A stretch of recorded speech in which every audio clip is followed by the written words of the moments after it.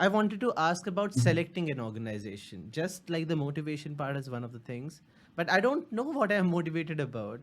How will I go around and select the perfect organization, and how, as a company, I'll make that thing enabled for such participants to actually go Yeah, around and select those things they want to. not just motivation, but also skills. What Mm-hmm. are the skills that I want to develop? Right. So, for example, maybe I want to work on my writing skills. So Mm-hmm. perhaps I can force myself to create a blog post and start this process. Mm-hmm. Maybe I want to organize events, but Mm-hmm. maybe I love organizing in-person events, and right now we can't do that. So how about I try to learn about online events? Try to Mm-hmm. develop your skills and also try to connect with other people and see what are their skills and how you can work together with them. Mm-hmm. Right. So if there's like, for example, if I'm talking about a project and that is in JavaScript, I really like it, but I am a Python person, what should I do in that Yeah, case? you should create a way to cross compile that language.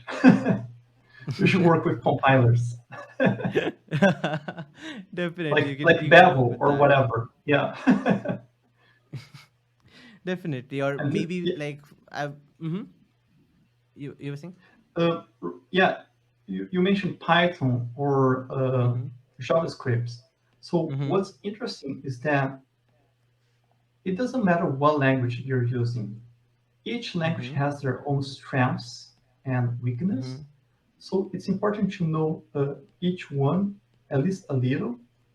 Mm-hmm. And if you really like Python, there's a lot of opportunities there as well. If you really like JavaScript, uh, it's so big, the ecosystem. But even if you select a very niche language, that's fine as Mm-hmm. well. Uh, Mm-hmm. so don't get carried away with that. Uh, you can develop those skills, but there are so many other skills that you can develop. Uh, Right. the choice of programming language is just one of those. And Mm-hmm. there's a lot of flame wars around that, but don't worry about it. Don't get handled on it. Right. Perfect. So that was all I think I could cover because we are actually quite a lot over time. But one thing I wanted to add, like for example, if I am a DevRel person adding this, I would like to take the approach of how Google Summer of Code implemented their archive, the GSOC archive, in which they Yeah. have actually highlighted the older projects and people can actually go through it.